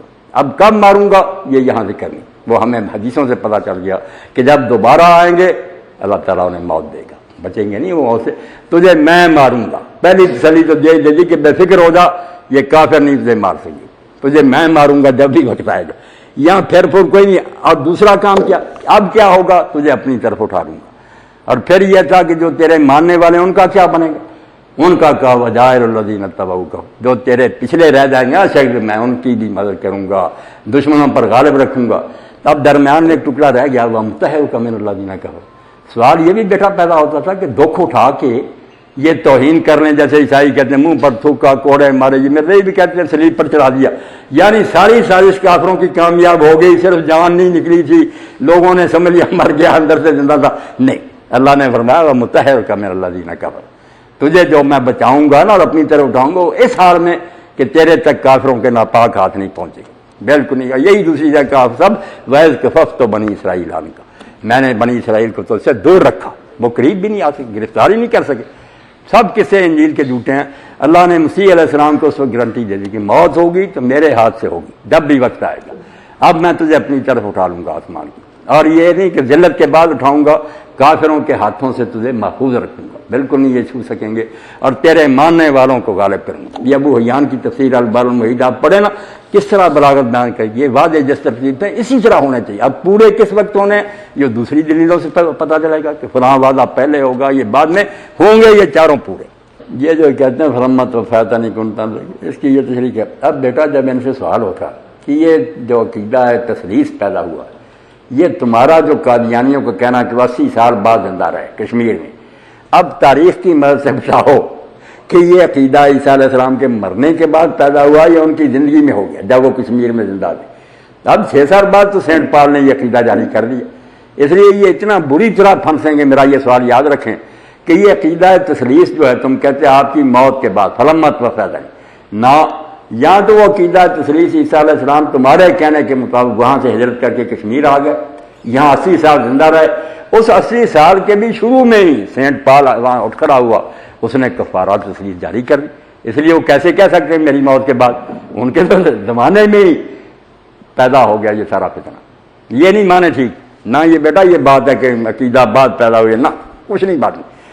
اور یہ بھی جو ترجمہ کر رہے ہیں ہمارے علماء بھی کر رہے ہیں، حافظ صاحب بھی یہ نقطہ یاد رکھ، کیا کہتے ہیں کہ اس میں کہا کہ جب تک میں ان میں رہا میں ان کے حالات سے باخبر تھا، اور جب تو نے مجھے توفی کر دیا تو پھر تو جانتا یہ کرتے رہے۔ کہتے ہیں دوبارہ آئیں گے نا، غامدی صاحب اس میں پھنسے ہوئے ہیں کہ اگر دوبارہ آئیں تو پھر انہیں پتہ تو چلے گا کہ یہ تثلیث کرتے ہیں، ان کو قتل کریں گے، سلیب توڑیں گے، سب حدیثوں میں کس طرح قیامت کے دن کہیں گے کہ مجھے اس کا علم۔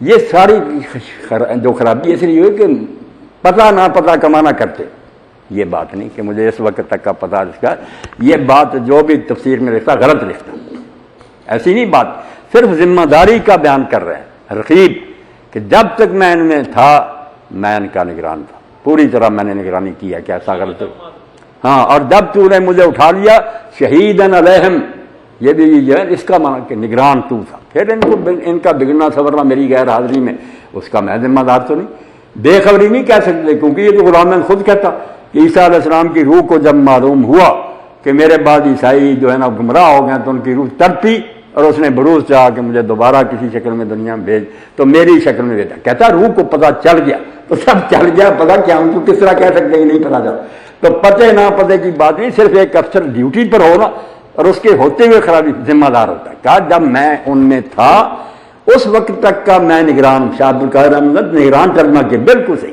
کہ اس وقت تک کا میں ذمہ دار ہوں، میں نے نہیں ایسا عقیدہ پیدا ہونے دیا، اور جب تو نے مجھے اٹھا لیا میری غیر حاضری میں اگر پیدا ہوا تو پھر تو ذمہ دار، تیری نگرانی تھی میری تو نہیں، اللہ کے اپنی بریت کی۔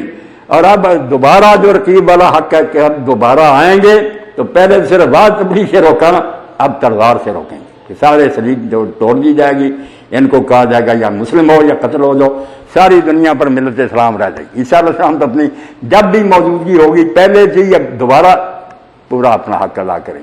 جو درمیانی عرصہ جب اللہ انہیں اٹھا لے گیا، اس زمانے میں اگر عیسائی بگڑے ہیں تو بگڑتے رہے، پھر یہ عیسیٰ علیہ السلام کی خبر کی بات نہیں، جو کہتے ہیں نا مجھے خبر نہیں، یہ غلط ترجمہ۔ ڈاکٹر قریشی صاحب نے جب بات کہی نا، چلو مجھے بات کلیئر کرنے کا موقع مل گیا۔ ایک جو شوشہ یہ چھوڑتے ہیں نا قادیانی، بڑا خطرناک، اور یہ انہوں نے خواجہ ناظم الدین بیچارے جو تھے انہیں مبہوت کر دیا۔ جب قادیانی تحریک ان کے خلاف چلی نا، ان کا وفد ملا، انہوں نے کہا خواجہ صاحب درود شریف پڑھیں، انہوں نے پڑھا، ترجمہ کرایا کہ اللہ تو محمد اور ان کی آل پر وہ رحمتیں کر دے، ابراہیم ان کی آل پر کی۔ تو انہوں نے پوچھا ابراہیم کی آل پر کیا رحمتیں کی؟ اب خواجہ صاحب حیران ہو گئے، انہوں نے کہا نبی آئے، انہوں نے معجزے ملے ہم، ہاں شریعت اتر کی بھی، اگر حضور کی امت میں یہ سب باندھا تو انعام کیا آخر جو مانگتے ہو؟ تو اس کا بھی جواب نا آپ سمجھ لیں، بہت بڑی یہ شرارت کی بات ہے جی۔ کہتے ہیں آپ یہ سمجھ لیں کہ جو انعامات تھے نا نبوت کے، ان میں سے کوئی بند نہیں ہوا۔ بڑی گہری بات کہہ رہا ہوں، نہ اللہ کا کلام بند ہوا، جو نبی علیہ السلام نے فرمایا تھا نا کہ پہلی امتوں میں ایسے لوگ تھے جو نبی نہیں تھے مگر اللہ ان سے کلام کرتا تھا، ان کو مکلم، مفہم، محدث کہتے ہیں۔ اب اگر اس امت میں کسی کو الہام نہ ہو، کسی ولی کو اللہ تعالیٰ کوئی بات نہ بتائے تو یہ امت ساری امتوں سے بدتر ہوئی ہے۔ اس لیے یہ بھی یاد رکھیں، جیسے حضرت مظہر الثانی شیخ اکبر فرماتے ہیں کہ انبیاء کے سارے کمالات جو ہیں اس امت میں جاری ہیں، سب مل رہے ہیں اس امت کو۔ نبی نام نہیں، یہ ٹائٹل نہیں ملتا تو دعویٰ کر کے مجھ پر ایمان لا امت نہیں بنا سکتا، دوسروں کو کا فطور نہیں امت میں ڈال سکتا، انعام ہو رہا ہے تو بسم اللہ۔ تو یہ جو ہے نا اس کو کہتے ہیں جو باتیں ہوتی تھی اللہ کا مکالمہ مخاطبہ، وہ بچہ یا قریشی صاحب ہے الہام کی شکل، اس کو ادباً ہم الہام کہتے ہیں، اللہ کا کلام۔ دوسری بات تھی کہ معجزے ملتے تھے، مردے زندہ ہوتے تھے، کوڑی ٹھیک ہوتے، وہ بھی نیک لوگوں کی دعاؤں سے یہاں ہوتے ہیں۔ اللہ تعالیٰ ہم ان کو احترام کہہ دیتے ہیں کرامت، نبی علیہ السلام ہوں تو ان کو معجزہ۔ یہ معجزہ اور کرامت ہماری ٹرم ہے علماء کی احتیاط کے لیے، ورنہ قرآن کی آیات ہی اللہ کی نشانیاں، وہ اللہ کی قدرت کے نشان ہوتے ہیں کہ اللہ تعالیٰ ایسے عجیب کام دکھاتا، وہ بھی اس امت میں جاری۔ ابن تیمیہ اور ابن امام شوکانی جیسوں نے کتابوں لکھی ہیں کہ دیکھو اولیاء اللہ کی کرامتیں کتنے انعام کی ہیں اللہ نے اس امت پر۔ اور تیسرا یہ تھا کہ شریعت اترتی، اب شریعت اس صورت میں اترے گی کہ مسائل تو قریشی صاحب جیسے آپ نے فرمایا قیامت تک نئے سے نئے پیدا ہوں گے۔ قرآن حدیث اگر اونٹوں کا بوجھ بھی لکھ دیے جاتے ہیں تو مسائل نہیں آ سکتے پورے، نئے مسائل جنم لیتے ہیں۔ اس کے لیے اجتہاد کو تشریح کا قائم مقام بنایا گیا کہ نبی کی شریعت اسی پہلی، اب اس امت کا جو مجتہد ہوگا ٹھگ نہیں، بے ایمان، جو واقعی قرآن و سنت پر عبور رکھتا وہ غور کر کے سوچے گا کہ یہ معاملہ اگر نبی علیہ السلام کے سامنے پیش ہوتا تو قرآن اور حدیث سے آپ کا مزاج کیا معلوم ہوتا، حضور کیا فیصلہ کرے، وہ بڑی گہرائی ہوتی ہے۔ اس کو اجتہاد کو پھر شریعت کا درجہ دیا گیا کہ جہاں تک ایک مجتہد کا ذہن پہنچے، اگر وہ عمل نہ کرے اتنا ہی مجرم ہوگا جتنا شریعت پر نہ عمل کرنا۔ اس پر فرض ہو جاتا ہے کہ جہاں تک تیرا اجتہاد تیرے لیے یہی شریعت ہے، اور جو اس کو عالم مانتے ہیں ان پر بھی فرض ہو جاتا کہ وہ اس مجتہد کے اجتہاد کی پیروی کرے۔ یعنی کتنا بلند مقام ہے اس امت کا کہ مکالمے بھی ہیں، کرامتیں بھی ہیں، اور اجتہاد اس امت کا جو شریعت کے برابر ٹھہرایا گیا۔ اس لیے اس شرارت سے بچنا کہ وہ کہتے ہیں یہ تو امت انعاموں سے رہے گی، انعام نہیں کوئی بات، مگر جیسے ہے نا پی ایچ ڈی ہو، ڈگری ہے اس کے پاس، مگر جب تک حکومت اپائنٹ نہیں کرتی وہ ڈاکٹر نہیں کرا سکتا، یہ حقوق جو پروفیسر کے نہیں لے سکتا۔ کوئی آدمی کتنا پڑھا لکھا ہو، جب تک ڈی سی نہ حکومت مقرر کرے وہ کہہ دے میں ڈی سی ہوں، اختیار اس کو مجرم ہو جائے گا۔ نبی نہیں کہلا سکتا کیونکہ نبی کہلانے سے فتنہ پڑتا کہ جو نہ مانے وہ کافر ہو جاتے ہیں، امت کے ٹکڑے ہوتے ہیں۔ امت میں رہ کر خادم دین بابا جی پر الہام ہو، دوسرے کی بسم اللہ، اللہ کے نیک بندے اللہ انہیں نوازتا، ہمیں کیا تکلیف ہے؟ وہ حضور کی برکت ہے، فیض ہے کہ اب بھی امت میں چل رہا ہے۔ یہ تین ہی شعبے ہیں نبوت کے، کسی کو کہا جاتا کہ مقام نبوت موجود ہے، یہ بڑی باریک بات ہے کہ وہ شانیں ساری ہیں اس امت میں مگر منصب نبوت موجود نہیں۔ وہ جو ٹائٹل تھا نا وہ حرام، کوئی نہیں اپنے آپ کو نبی کہلا سکتا، نہ نبی والے حقوق لے سکتا، نیکی کرتا تو کرے، امت میں خدمت کرے۔ جی ایک بات جو مرزا غلام احمد کا چیلا تھا نا جس نے اس کو ابھارا، وہ خلیفہ نور الدین تھا، یہ اتنا پڑھا لکھا نہیں تھا، نہ عربی درست ہے اس کی نہ اردو، اب جو روحانی خزان چھپتے ہیں نا بیٹا دیکھیں تو حاشیے میں پھر مذکر مونث درست کرتے ہیں. کچھ نہیں جانتا تھا، پاگل تھا، خود لکھتا تھا مراق ہے مجھے، اسی لیے کسی بات پر ٹکتا نہیں تھا. مگر یہ دو جو مل گئے نا، جن کو کہتا تھا یہ وہ دو فرشتے ہیں جن کے پروں پر ہاتھ رکھ کے میں اترا ہوں، جیسے اس طرح سے ایک حکیم نور الدین ٹھگ اور ایک محمد حسن امروئی، وہ صوفی تھا، وہ صوفیوں والے حوالے دیتا رہا، یہ قرآن حدیث کے دیتا رہا. مگر اس کے استاد نے جو بات کہی تھی آج کی محفل کا نچوڑ سمجھے کہ جب یہ پڑھتا تھا نور الدین، اس کے استاد تھے عبدالقیوم صاحب، عالم سے بڑے، مدینہ میں پڑھا یہ. جب یہ فارغ ہوا تو استاد نے جو نصیحت کی نا، اس نے پوچھا کہ کوئی حضرت نصیحت فرمائے. نصیحت انہوں نے جو کی سونے کے عرصوں سے لکھ لیں، صرف یہ مسئلہ ختم اور بھی زندگی کے لیے. انہوں نے کہا نور الدین خدا نہ بننا اور رسول نہ بننا. اس نے پوچھا حضرت یہ کیا بات ہے، خدا کون بنتا ہے رسول کون بنتا ہے؟ انہوں نے کہا خدا بننا یہ میرے ساتھ آپ سب کے لیے جو ڈپریشن کا شکار ہیں کہ کوشش کرتے ہیں ناکامی ہوتی ہے، ہم غمگین ہو جاتے ہیں کہ کیوں نہیں ہمارا خیال پورا ہوا. انہوں نے کہا یہ خدا بننے کا دعویٰ ہے. اگر تم سمجھتے کہ یہ جو ہے نا کہ فعال لما یرید، جو کرنا چاہتا کر لیتے، یہ صرف خدا. بندے جو ہیں وہ کوشش کریں اجر ملے گا، مگر اگر ناکام ہے تو مخلوق کا یہی حال، یہ بے بس ہے. اگر یہ جو چاہیں کر رہے خدا ہی نہ بن رہے تو ایک تو خدا نہیں بننا کہ ناکام ہو تو غمگین نہیں ہونا، کبھی نہیں سوچنا کہ میں کیوں ناکام ہو گیا، سمجھنا ٹھیک ہے تو میرے بس میں کریں، مگر عاجز بندہ تھا، خدا تو نہیں تھا. اور رسول نہیں بننا کہ اگر تمہارا فتویٰ کوئی نہ مانے نور الدین، کوئی بندہ کہہ نہیں میں نہیں نور الدین تیرا مسئلہ مانتا، اس کو کافر نہ کہنا. یہ منصب صرف نبی کا کہ وہ اس کے نام ماننے والے کافر ہوتے ہیں. عالم خواہ کتنا بڑا کوئی اس کی بات آپ دیکھ لیں، یہ ساری فقہ کی ہماری کتاب میں کہیں حضرت ابوبکر کا قول رد کرتے ہیں، کہیں حضرت عمر کا کرتے ہیں. وہ ہمارے سر کے تاج ہیں، مگر امتی ہے نا، نبی کو نہیں رد کر سکتے. ثابت ہو جائے کہ واقعی حضور نے فرمایا پھر رد کرے گا مسلمان رہے گا. اگر کوئی رد کرتا تو وہ ثابت کرتا کہ میرے خیال میں یہ حضور نے نہیں فرمایا، اس سے دوسری روایت زیادہ معتبر ہے.